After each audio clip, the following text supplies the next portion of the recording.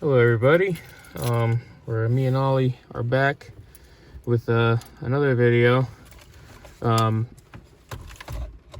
This is a 2003 Ford Escape. This actually used to be my daily for a little bit when I was driving an hour to work every day. And then it sat here in my front driveway for probably 6 months. I don't know if this thing is gonna start. I moved the seat back and it's moving, so we got battery power. What are you doing, buddy? It's got battery power, but I don't use it anymore. I don't need it. I don't want it. So I'm gonna get it ready to sell. And part of that was getting a new radio. All up in my face, dude. The old radio down here is, for one, it's cracked. 2, the volume would change on its own. And 3, it's just stopped turning on altogether. The way to get this out is you just put the 4, I guess I took clothes hangers and made like N type shapes, stuck them in there, and it popped right out. You got to fight it a little bit, but it will come out. The new radio I got is the cheapest one I could find on Amazon, and it doesn't fit in the hole, so we're gonna have to do some modification. I think it'll fit in the bezel, which is fine, but without further ado, let's see if this thing will even freaking fire up. If not, I'll have to grab some jumper cables. The mileage on it is 190,225. I think I bought it at like 170, so I put quite a few miles on it. Hope it starts. Look at that, fired right up. Probably gonna let her charge for a little bit, let her warm up, so at least I could have some heat. Nothing works on this thing. Well, the window works. Sounds terrible, but it works.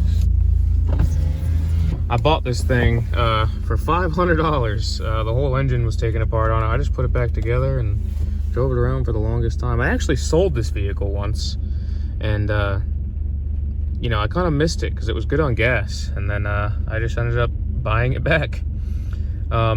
It's got a little bit of a miss. I don't have any codes or anything like that, so I don't know. I know it's got a power steering fluid leak. Top it off once every 3 months and it's good to go. Obviously an airbag light flashing. What's wrong, buddy? What's wrong, huh? What's wrong? Airbag light flashing. Who needs those? I think every vehicle I own has an airbag light. Alright, doggo. I guess he wants to be a lap dog today, so I guess he's just gonna stay there. But yeah, let me get this into the backyard with my tools, and we'll start cranking on this radio. Okay, so I got it in the backyard, still letting it run because I want it to charge up some. Not only that, but I also want it to warm up, so maybe I can get some heat in here because it is getting pretty cold outside. This radio, it seems like it does fit in this bezel. Let's see if I can show you guys.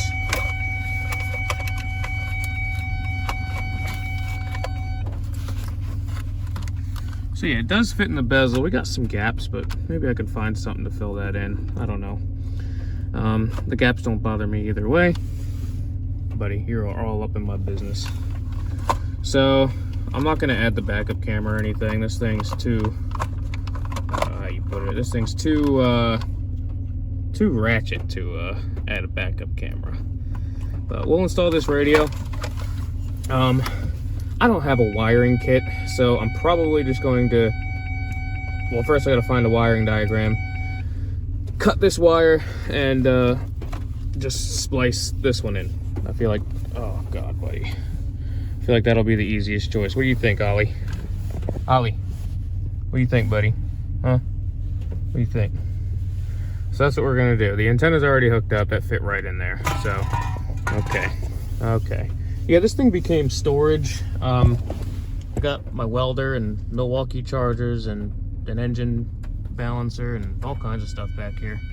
So I gotta get all that out, but let's just get this radio installed and hope to God it works. So the easiest thing to do is to print off the connector pinout for the radio. You guys can use this if you want. Mine doesn't have the subwoofer or anything. If you have all data, the best way to do it is to literally just look for it. It's in vehicle, accessories, and optional equipment.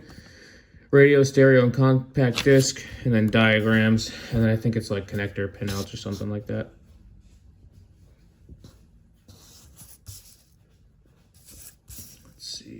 Yeah, connector pinouts or something like that, but very easy. It tells you literally where everything goes.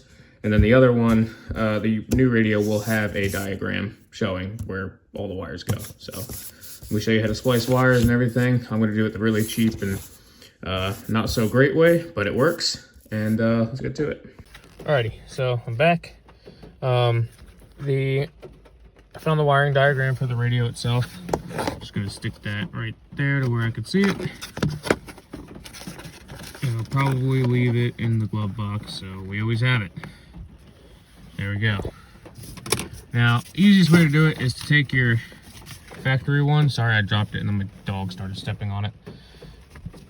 Take the factory one and match it up to the one on here. So the red one is going to be your 12-volt ignition. On here, it is going to be probably voltage in run or accessory. So that's going to be pin 10. It's a yellow with a black tracer. That right there would be our wire, yellow with black. So basically, I'm going to cut this connector off.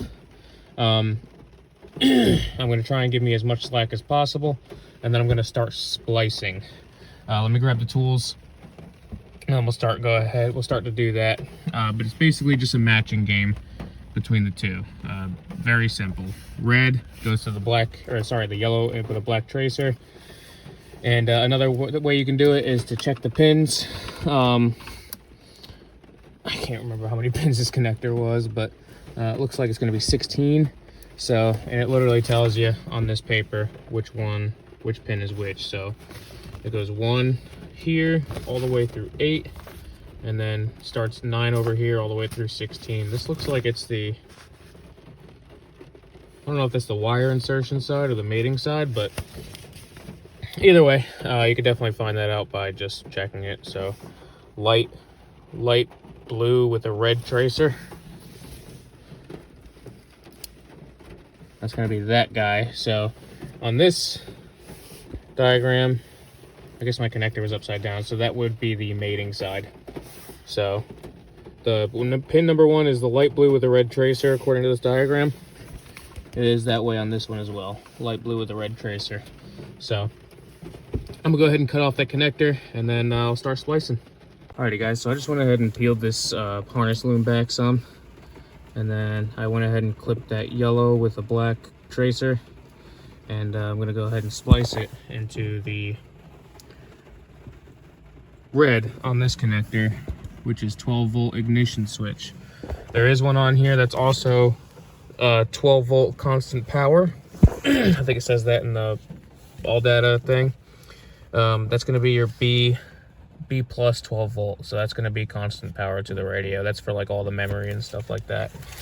So I'm going to go ahead and splice this one really quick, and then I'll see you guys in a second. By the way, I'm just using like regular rubber heat shrink, guys. I'm not using anything fancy. The fancy stuff is more expensive, and I'm trying to go the cheapest way possible. So obviously take that heat shrink, and you guys aren't going to be able to see what I'm doing here, but take the heat shrink, put it over the wire like that, and then I twist the two metal copper connections here together, slide this over, and then I take a lighter and I melt. Of course, my lighter's running out. This thing is freaking empty. So I gotta go get another lighter. I will be right back. Okay, finally got a good lighter. Probably actually gonna turn that one down some. There we go. Just take the lighter and basically, but like you're burning the wire. Gotta love cheap Chinese radios. Front React speaker. Sure. And then CND. I don't know if that's the... I'm guessing ground, because I don't see another ground on here. So I'm just going to splice that to the ground and see what happens.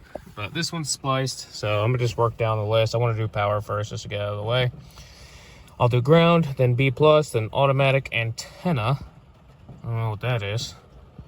Small light control. I don't know what any of that is. I'll try and match it up, but I'll try to do my best to explain it as well. Obviously, all these up here are pretty self-explanatory. But these, who knows what the Chinese translation is, you know, to English for this stuff. It's probably all over the place. So, I mean, it's just like putting it in Google Translate. So, I don't know. Let me figure this out a little bit, and I'll kind of just go one by one with you guys. So, next one, I'm going to do the ground, the crowned, I guess you could say. Which on the forward connector will be pin 2, and it's just black. So, black to black pretty much. But ground will be pin 2. Which would be that guy there. So let me go ahead and cut that and splice it. Ready. Ground is now heat shrink. Let's go to the next one.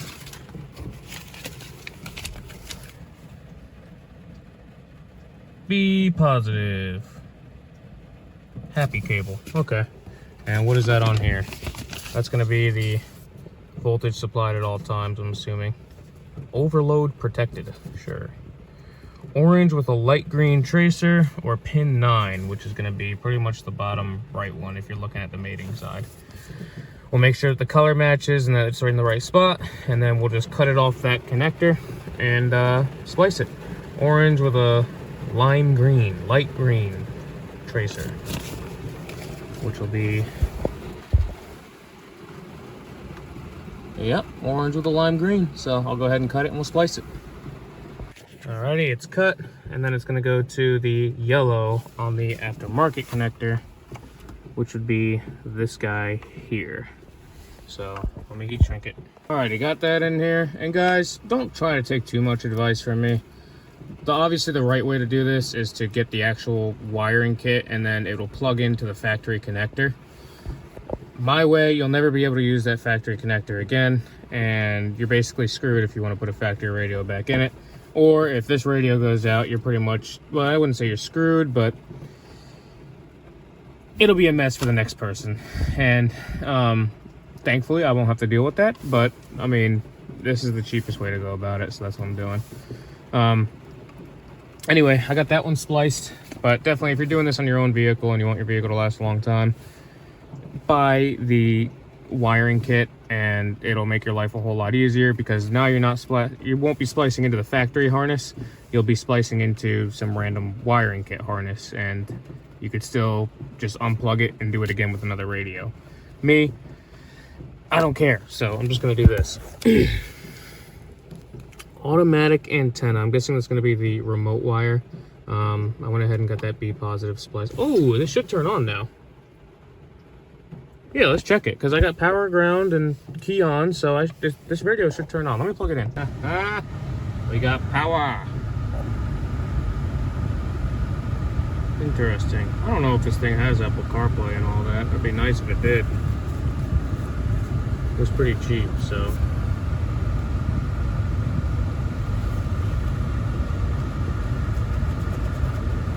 Volume works.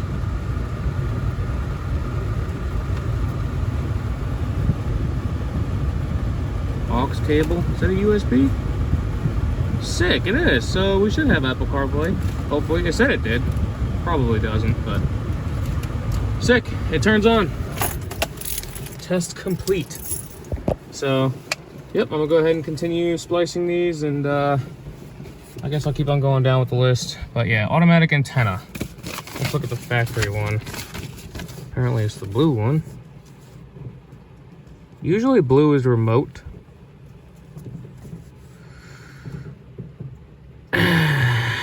That's gonna be rough. I don't know. You know what? Maybe. Oh, you know what? I wonder if that's if I were to hook up an amp and it just has that. That's sure as heck what it looks like. I think that's if I were to hook up an amp and that would run to the amp for remote power. So I'm just gonna leave that as it is. Small light controller. I don't know what the freak that is. Let's check.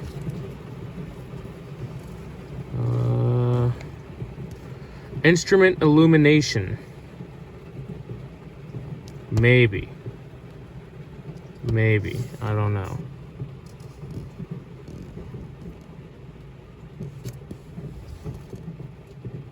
Instrument illumination. I mean, I'm assuming that's for the, like, the brightness of the lights. I'm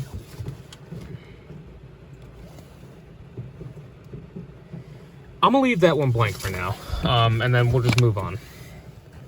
Steering wheel control. Well, this doesn't have it, so we don't have to worry about that. Brake control line. I don't know why we need that. Reversing control line. I don't know why we need that either. So this side's pretty much done. I mean, I think that small light controller is the voltage supplied and start. I don't know what that is. Pin 3. I don't know. Overload protected.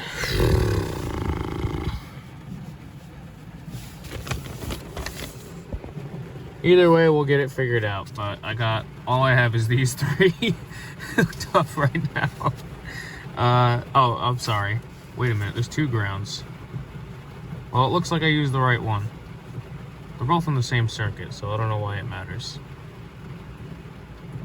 There's 3 grounds. Okay, I'm only gonna wire up the one. Instrument illumination feed. I don't know what that is, so I guess I'll just do the speakers, and just see if they work. Rear react speaker. That's on the other connector, which is this one, which we haven't touched yet. Come on. Freaking connector out after 20 minutes, and it is freaking pouring outside. I don't know. I parked it under the carport so I'd have a little bit of dryness, hopefully. Wally's falling asleep over here. Okay, so I don't know what color that is. Rats. I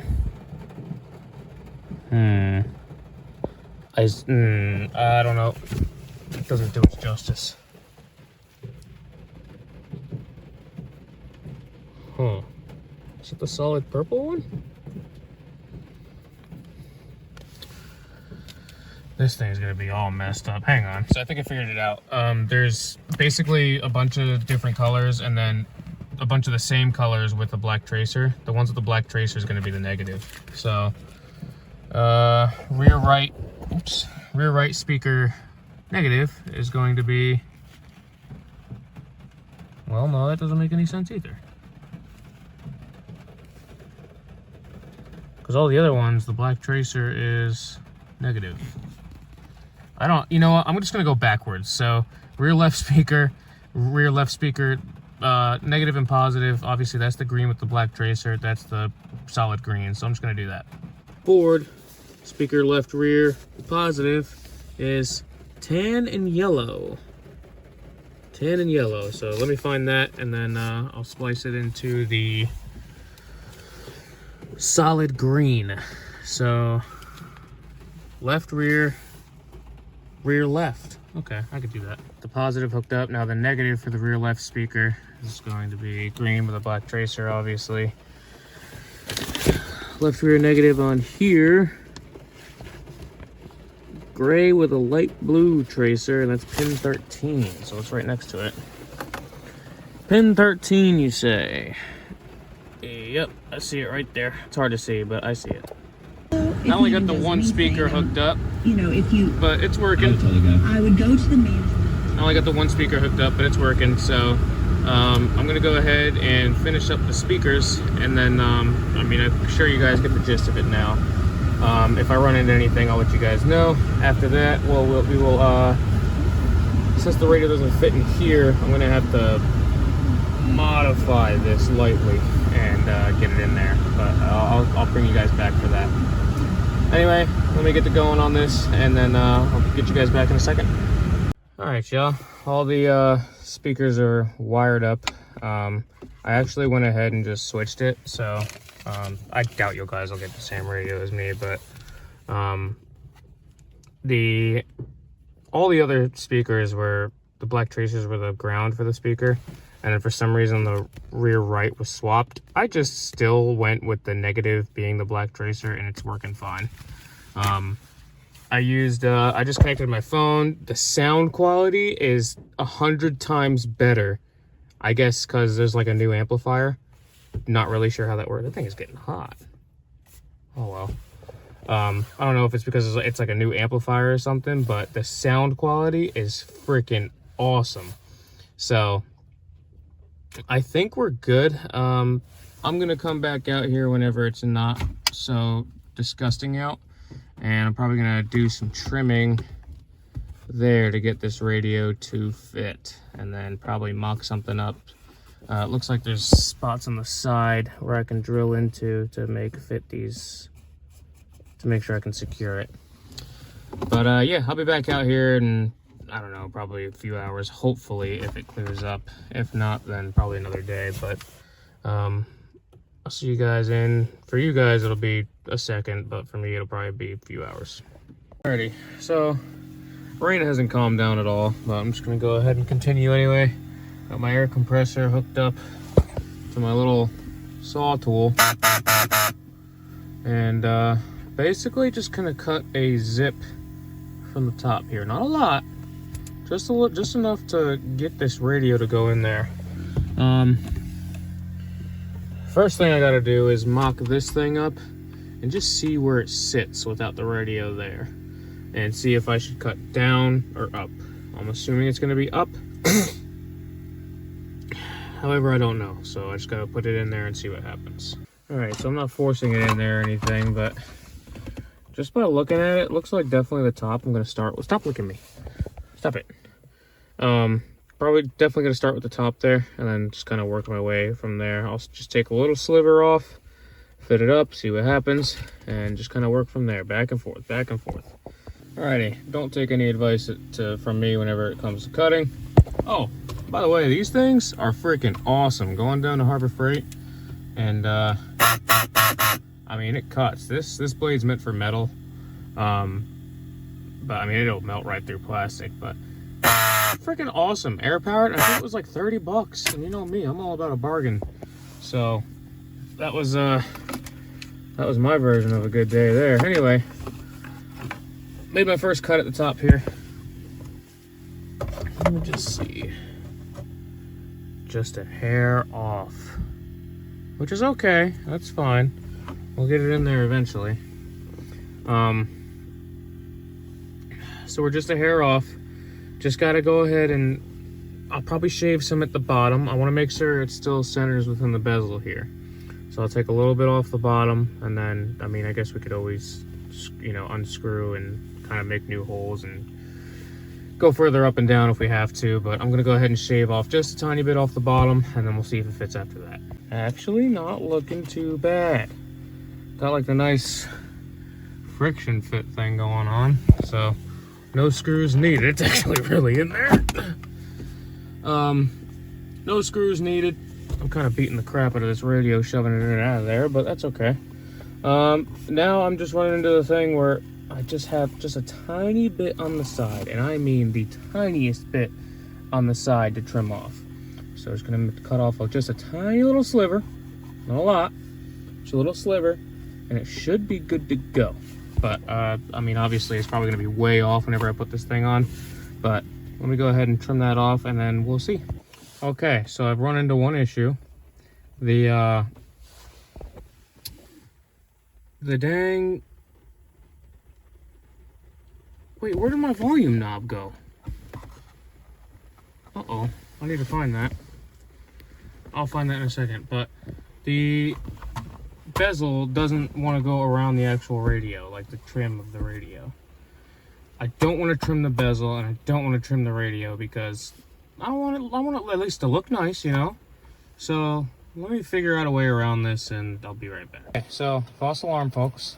I ended up putting the bezel on first and then just swoosh the radio in there. And it's good to go. I also found the volume knob. It was inside this vent.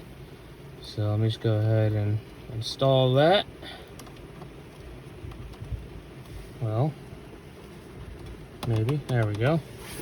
And let's start this puppy up. A little bit of a delayed start, probably because I'm almost out of gas. Comes right on.